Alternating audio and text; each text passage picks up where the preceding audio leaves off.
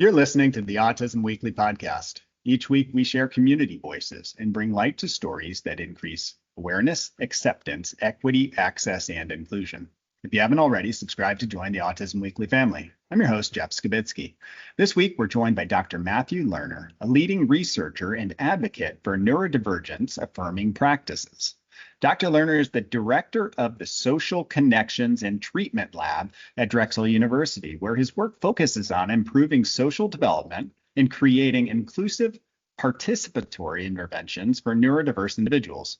Today, we'll explore how these practices can empower autistic individuals and their families while fostering meaningful social connections. Welcome to the podcast, Dr. Matthew Lerner. Thank you so much, Jeffrey. Happy to be here. Well, one of the things I love to be able to do, just because it gives the audience a chance to learn a little bit about where your passions originated from, is get your backstory. And maybe you can tell us what sparked that interest that you have in autism and in neurodiversity in general. Yeah, absolutely. So, a good origin story is always, key for anybody, right? So, I think I usually, trace my start to I was when I was 13 years old. We were at the home of a family friend, my younger sister's best friend's family, and her best friend had a younger brother, and he was about 2 years old, and he was we were having dinner, and I was wondering, why he wasn't at dinner with us. He was instead sitting, running a car back and forth on top of a play set. And I went over and asked his mom, and she said, he has this thing. It's sort of a form of autism. He actually this was before Asperger's was the thing. So he went on to be diagnosed with Asperger's, and of course now. And she said he doesn't really talk to anybody except as me and his therapist. And I said, well, can I go try to chat with him? And kind of just sat there and just sort of watched him running this car back and forth. And I kept wondering, what's so interesting about this car? And then going back to it. So I picked up my own car and I started kind of doing what he was doing. And after doing it for a little while, he kind of looked at me, gave me this funny look, and moved over and started doing something else. And I kind of followed him and just tried to sort of see what's interesting. And I chatted as I'm doing this and just try to follow along and say, just curious about his world. And at the end of about an hour, his mom came to me and said, Madam, I'm sorry, I hope that wasn't, the most boring hour of your life. I said, actually, this is the most interesting, hour of my life. I think so far, I just learned so much from him. And I stood up to go, and the way his mom tells the story is that he then looked up and said, Matthew, bye, Matthew. I don't think that's actually what happened. But we did then strike up a friendship, and I started just going to his house, after school sometimes. It was initially babysitting, then kind of being his buddy. And my job really was to say, all right, how can we make this social world work for him? Sometimes we'd play video games. Sometimes we would just, walk around and talk about things. He was really great. He could recite, whole comic books to me, and, he would read them and just want to share them. And I'd be like, that's great. And then he would, we'd want to go to Friendly's to go get an ice cream, and we'd be walking to Friendly's, and he'd say, order me an ice cream. I'd say, well, let's figure out how you can do that. Like, how do you want to do it? So I never thought that was going to be a career. I did that all through high school, whenever I was at home from college, went to hung out with him. And I then graduated college, a philosophy and music major. And of course, as you can imagine, there aren't a whole lot of jobs in philosophy and music. But I did know a little bit about Jack. And so I went to his mom, and she said, hey, I can get you a job working at this camp for autistic kids. And I said, sure, I'll start working there. And I did again. My whole thought was, I don't know anything about autism. I just know Jack. And so I went there, and I had, really a pivotal experience, which is one, I was working with these teenagers, and I was like, all right, I'm going to learn these really cutting edge methods for, working with these kids and helping them to learn social skills. And a lot of it was sort of teaching them rules for how to behave in different situations. And the biggest response that I noticed from all of them is they really didn't want to hear it from me. They would yell. They would say, "I don't want to spend my summer being told about, all the things I do wrong." And I kept sitting there going, "That's a pretty fair point." And then Jack, my friend Jack, who wasn't in my group, was also at that camp, got kicked out. And his mom came to me and said, "How do you get kicked out of autism camp for having too much autism?" And I said, "That's a good point." And my thought immediately in both these cases was, you know, this, I don't know autism, but I know Jack and I know he can be successful. And I know how to make spaces where he can be successful. So if our family, and if these other kids are sitting there telling me that they don't want to be doing this, and that's our failing for not making this something that is worthwhile for them. Yeah. And so I really got obsessed with that idea and ended up, in the spirit of getting to the rest of the podcast, ended up founding a small nonprofit program that was based on this idea of developing programs that kids would want to engage in. I was with Jack. We co-developed it together. I said, "What do you want this to be?" And he said, "Pizza and video games." I said, "Great. Then we're going to start with that. If that's what you want to do, that's what we're going to do." And this program then, built and grew. We started off with all kids who had been kicked out of every other program, and they all came and were successful and had a good time. And then we grew hundreds of kids a year. It was it was a great time. And then I had what I call my crisis of science. My crisis of science was this. Felt good. Everyone was happy to come. Most people seemed happy to come. It was this really neat program. But I kept at night going, "How do I know this works? What do I mean by works? How do I find out the answer to that? Also, what if there are people that it's not working for, or worse, it's harming them? How could I know? And how do I get that information out there?" And so I left that and moved into the field of research to basically try to ask those questions. What do we mean by works in the social space, particularly for folks where when we're wanting to affirm their own way of being, not just teach them to behave like others? How do we use that information to improve the interventions and approaches that we have to make them work better, to make them more accessible, more meaningful, more efficient? And then how do we use that to make sure that things are disseminated in a way that they can be accessible to everybody and not just people who are fortunate enough to live near the program that they happen to like? Absolutely. And that's kind of what we do. And I love that story. I think that one of the things that would make, I think, us all better is going into social such situations with that same mentality of, I want to understand the other person's perception. I want to understand the other person's perspective. This isn't just for people who are neurodiverse and neurotypical. This is all social interactions, is that it makes that interaction more meaningful, and it will probably make it a better collaborative interaction. But it sounded like you started that early. But it also sounds like the premise of neurodiversity affirming care. And it is understanding that my perspective is solely my perspective. In order for me to really care for somebody, to really be a part of their life, I better embed myself in understanding their experience with life.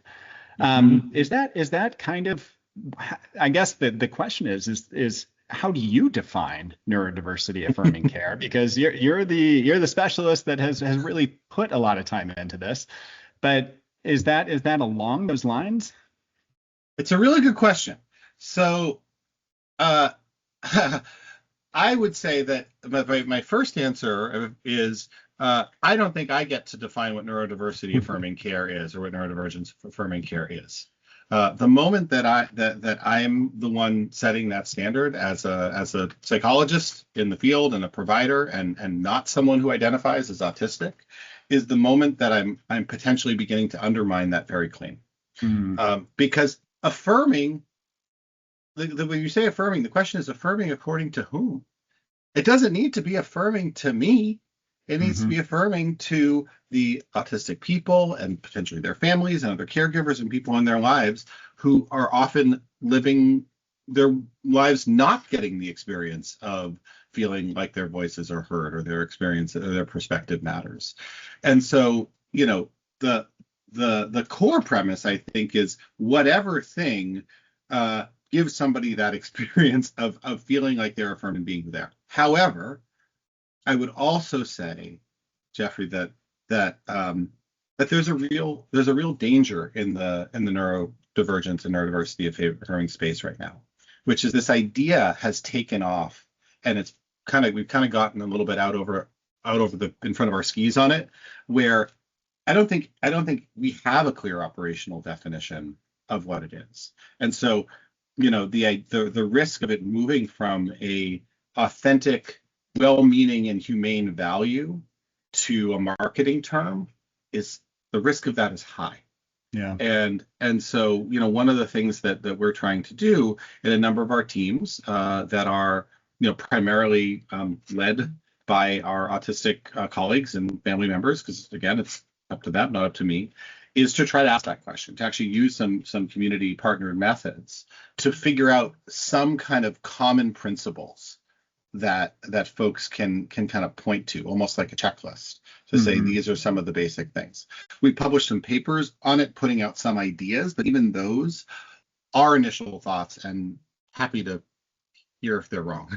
Yeah. Well, I mean, so you're talking about potentially real barriers that could exist. I mean, we have a social society that social society, whether it's right or wrong, has created some rules that create barriers. And is that kind of the, I guess, the sticking point to really trying to be able to define neurodiversity affirming care, is that there is still the care piece to it. I mean, we all have things that we have to navigate in the social world, but there may be even more barriers for somebody who's neurodiverse that they will probably have to conquer if they want to be successful, but it's not putting it all on their shoulders. It's not telling them how they have to do it our way versus working with them to empower them to be able to open up all doors that they want to open.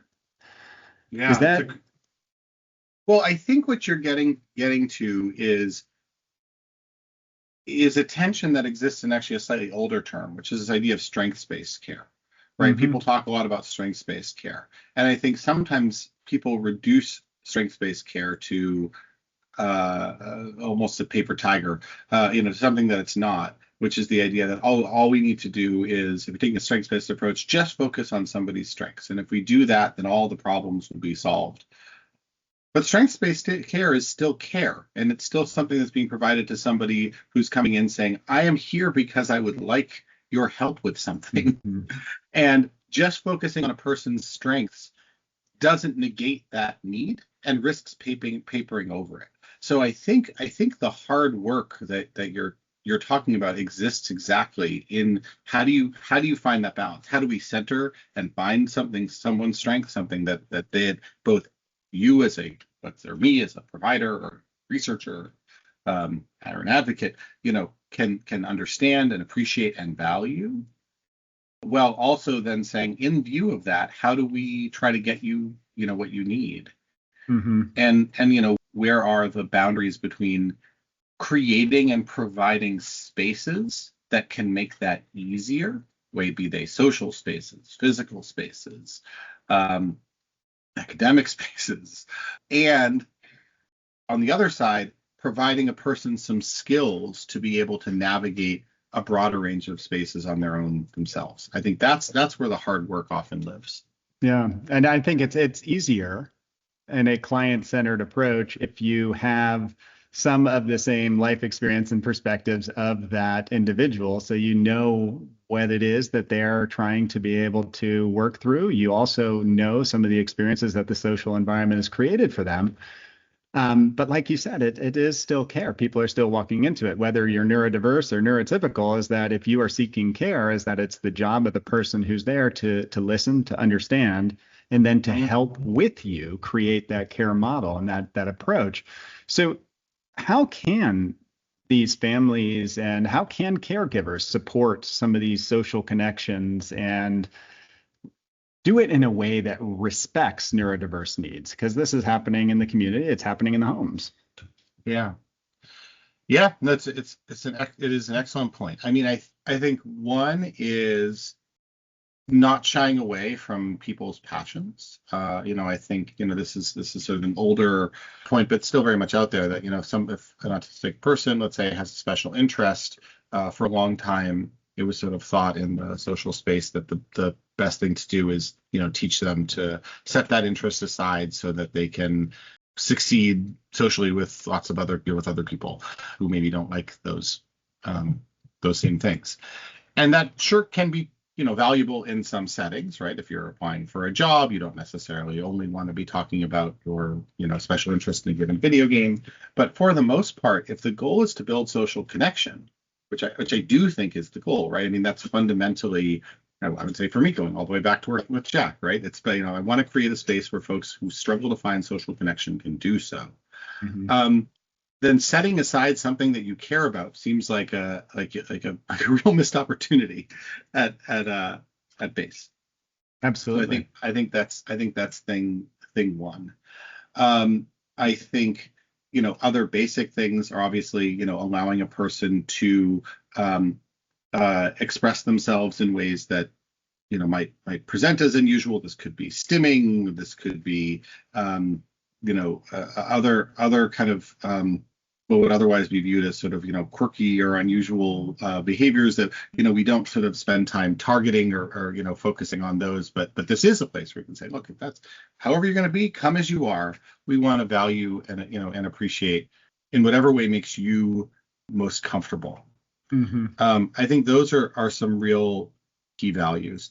Yeah, I mean, and those two things, I think that when I look at the history of treatment, and even back when I started 25 years ago, is that we did look at what we called perseverative interests, things that were intruding, and we tried to limit those. And I think what we've learned over time is that you don't need to do that. You shouldn't always be doing that. And you should be actually utilizing some of that to be able to create a treatment environment that somebody wants to be a participant of, similar to what you were talking about with the camp experience. And well, nobody wanted to hear from me. Nobody wanted to engage in what I was telling them to do.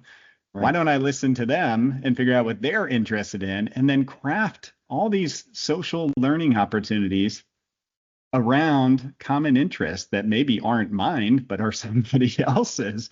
Seems logical. And that's meeting people where they are, which I think is, the other, of course, like it almost seems self-evident, right?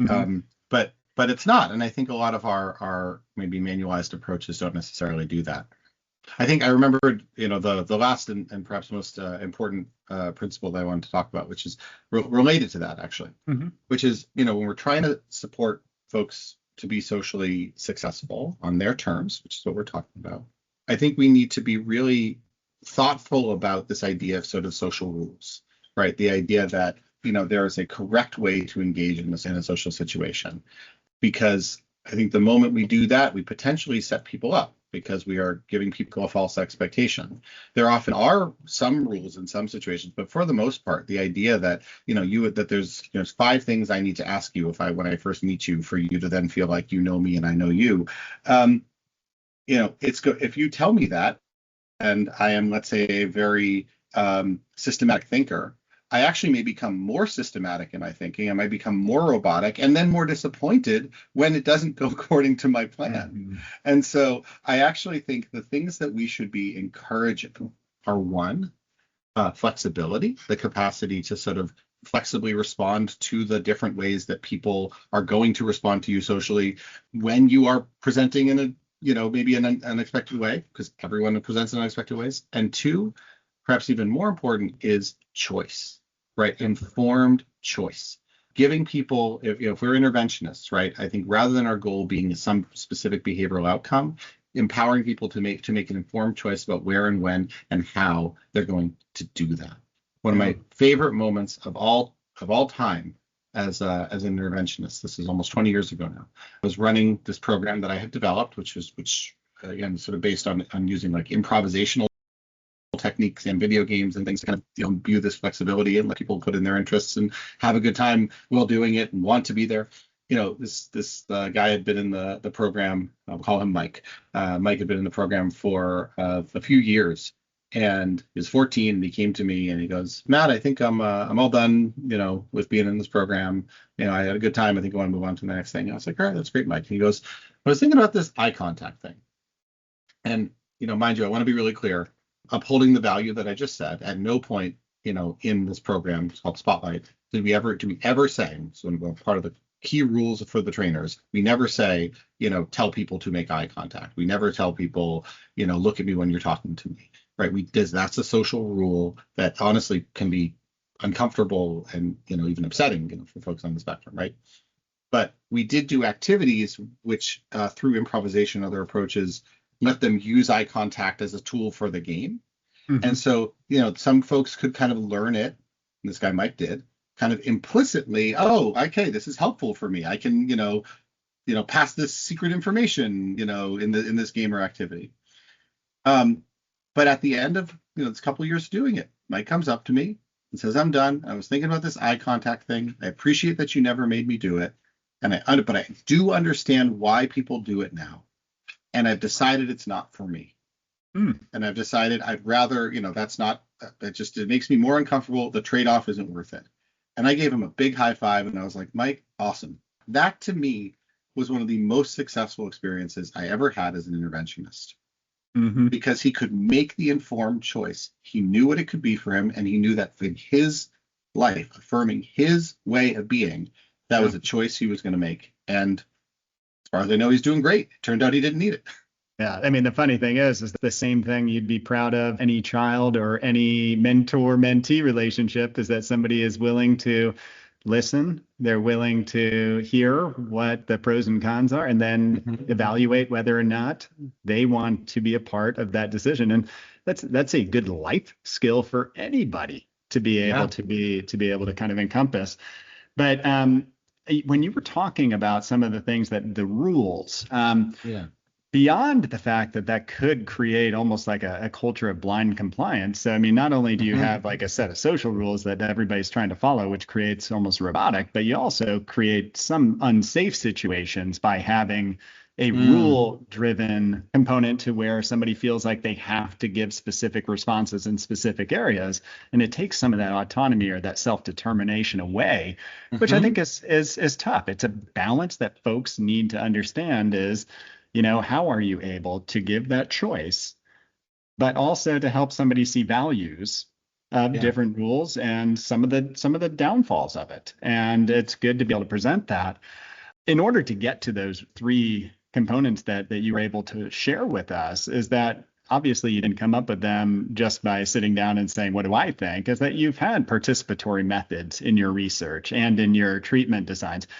How can folks emulate that? How can we make sure that that's always a part of decision making, is making sure that you're hearing the voices of those that are recipients of care? It's a great question. I mean, I think there's a couple of steps. And again, I would acknowledge, folks like, Teal Benavides and Stephen Shore at Asset, and Christina Nicolaitis and Dora Raymaker of Aspire. These are two like leading groups in the country that have really, I think, changed the face of autism research over the last, 15, 20 years, doing a much better job. You have to approach it with humility. You have to approach it with a willingness to both be wrong, right? If you're going to ask the question, be prepared for an answer, right? Be prepared for somebody to tell you, no, this, you think this is great and neuroaffirming, and maybe it's not. And also be willing to be explicit about what kind of sharing of power you're willing to engage in. So what I mean by that is this. There are a spectrum of ways of doing community engagement. They range, and there's this whole research field actually on this. In fact, I'm leaving in 3 hours to go to the Patient-Centered Outcome Research Institute annual meeting, PCORI, which is a whole national nonprofit that focuses particularly on engagement methods, right? And how do we engage underserved populations? And what this field tells us is that, they range all the way from, asking somebody for a thing and giving them a gift card to saying, thanks for your opinion. And, that's it. All the way up to community-led projects where the community drives the work, and your job is to basically be the functionary who does the things that the community devises. And, importantly, not every project needs to be as far towards that as possible. It's about figuring out, just like any other method in research or practice, right? What's the right one for the kind of project you want to do? But then understand that there are consequences of sharing power when you do that. If you say that you have a community advisory board, and that community advisory board is guiding some aspect of your, let's say, research program, whether it's the measures you're going to use or how they look or who you're reaching out to or more, carefully think that through up front and then honor the decision that you have made. I would say this is really hard. I've been in this field for a long time, and I would say it's really only been the last few years that I've come to realize the importance of that piece. Because I think as researchers, we are so used to having the power balance be that the researcher ultimately is the person who's making the decision, and anyone else is there to kind of just help give them some input. Or at the end of the day, it's the researcher's job to veto a decision if they think it's not feasible or not right. But every time you do that, you're reifying the exact power structures that make the research world, often make the clinical world, inaccessible or scary or worse to people in the community. So I think approaching it with those questions, those thoughts about humility around being able to be wrong and being explicit about what kind of power you're going to share, and then going ahead and doing that. And I think I have seen that if folks are willing to come to the table with those two things, the actual process of finding community partners and working with them and running an advisory group or welcoming them onto your team is way easier, because people can feel that you're really willing to give something to earn that trust. No, and I mean, it makes a lot of sense, is that you allow somebody to be a partner versus a terms taker, is that now it becomes a true relationship. So using that premise is that you're still doing a lot of research. You have work going on in the social connections and treatment lab right now. What is it that you all are trying to dive deeper into regarding some of the social development of autistic individuals? Yeah, I appreciate that. So there's a few things going on right now. I like to say that our lab has three wings. So we have a descriptive wing, a research wing, and a really purely community driven wing. Although all of it has community participatory approaches. The descriptive wing, we're currently trying to understand some of the phenomena of the sort of social experience of autistic people that really are questions that the community has highlighted as important. So we are looking at right now three things. My grad student, Jared Richards, is looking at the phenomenon of autistic burnout. What is that? And actually trying to figure out a way to measure that effectively. We are looking at a collaborative project with Dr. Wei Song, new federally funded project actually, that's looking at trajectories of loneliness in young adults on the spectrum, particularly during life transitions, with the expectation that there might be a very even positive life transitions, like getting a new job or moving to a new place or moving in with a partner, may actually have different effects that for autistic people than neurotypical people, and looking at both the predictors and outcomes of those trajectories.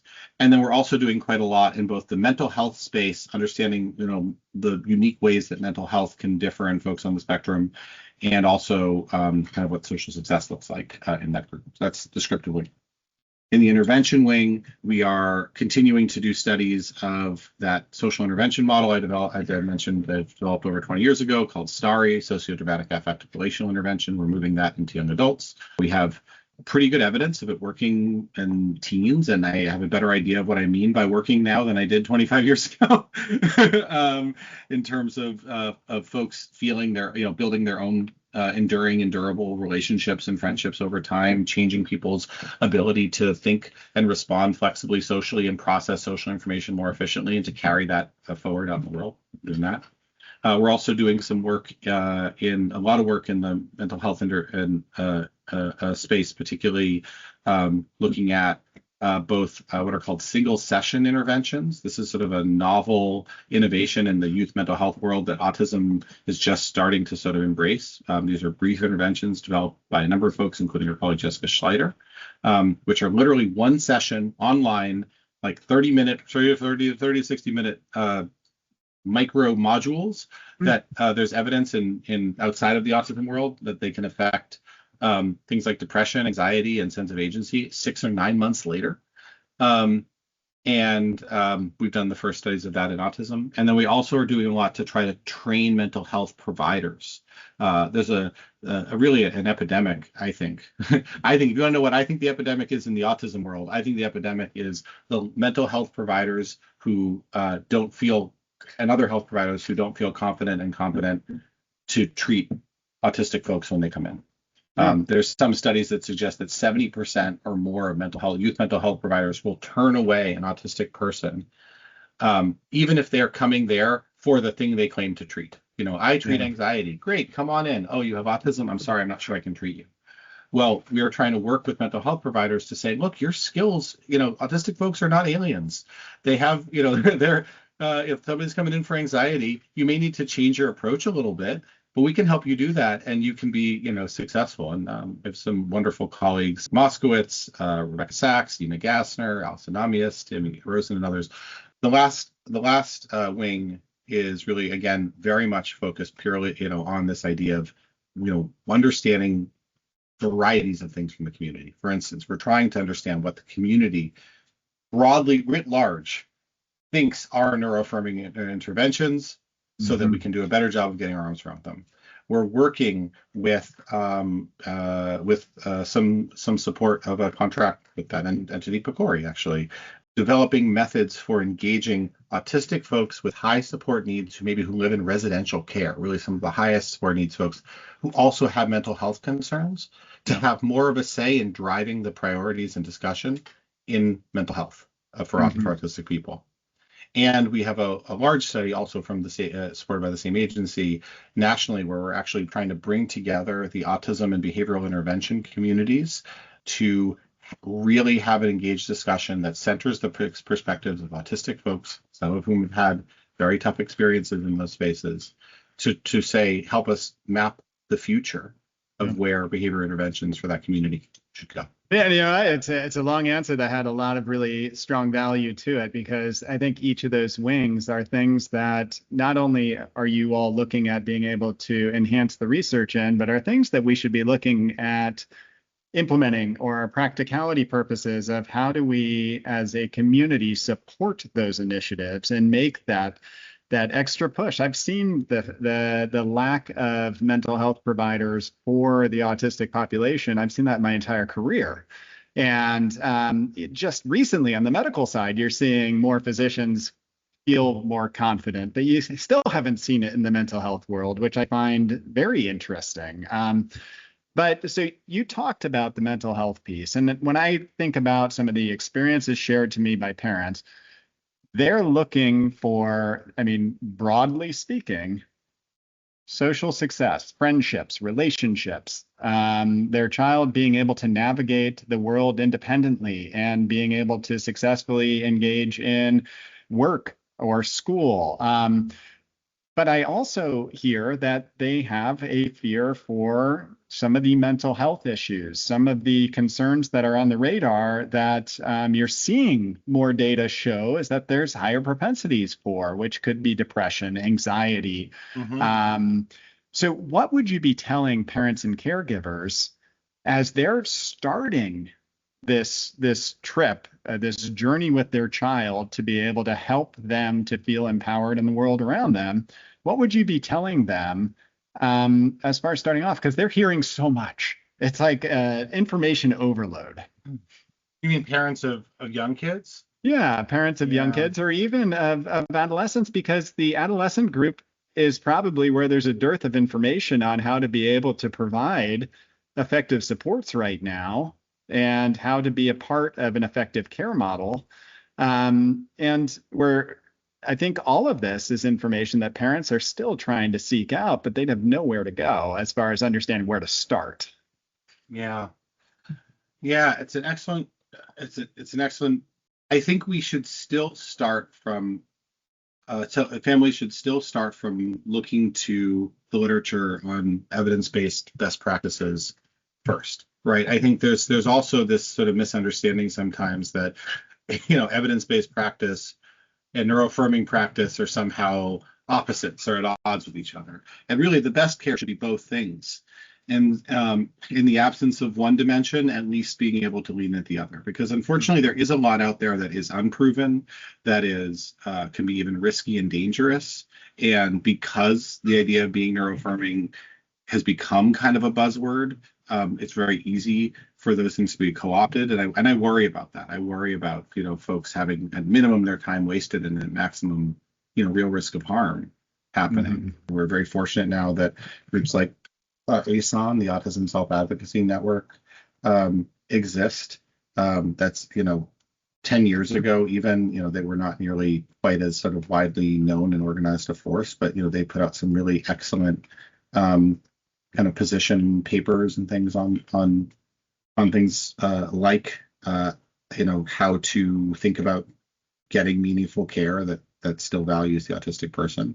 I would also just hat tip my colleagues in the policy and analytics core here at the Director Autism Institute, who put out something called the Policy Impact that every year kind of focuses and makes sort of very accessible and translatable really important points and issues, including in getting based care. And they do an excellent job of partnering as well.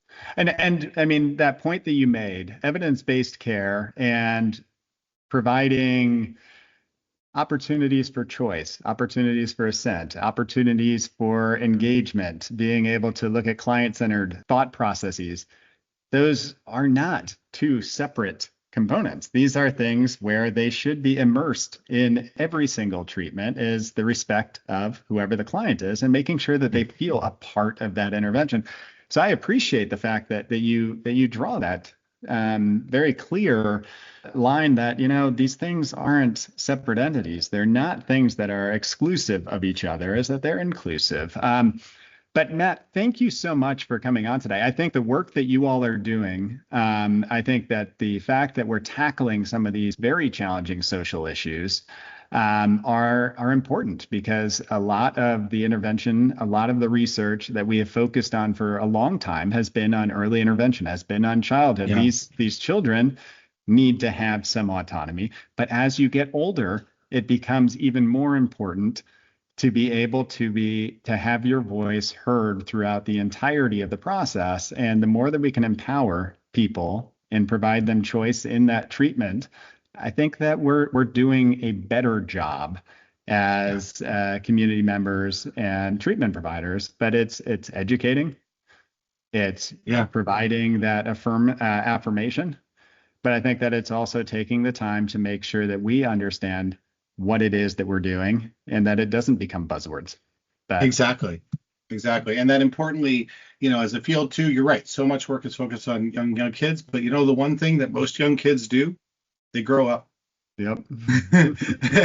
and we need to really be, spending time thinking about, how to really support integration or engagement, but real flourishing for autistic folks across the whole lifespan, which is why, the program that I'm fortunate to run within the Autism Institute is called Life Course Outcomes, and that's what we're trying to support here. Yeah, absolutely. I mean, it's that whole timeline from birth to adulthood that we have to keep our eye on. But thank you so much, Matt, for giving us some time today. And hopefully we can have you come back on and we can explore more of this as your research comes across. I would love that. Thank you so much, Jeffrey. Have a great day, and thank you, to you and your audience for listening. Oh, it's our pleasure. Thank you for listening to Autism Weekly. We hope you tune back in next week to learn more about autism in the real world. Autism Weekly is now found on all the major listening apps, including Apple Podcasts, Stitcher, Spotify, Amazon Music, and more. Subscribe to be notified when we post a new podcast.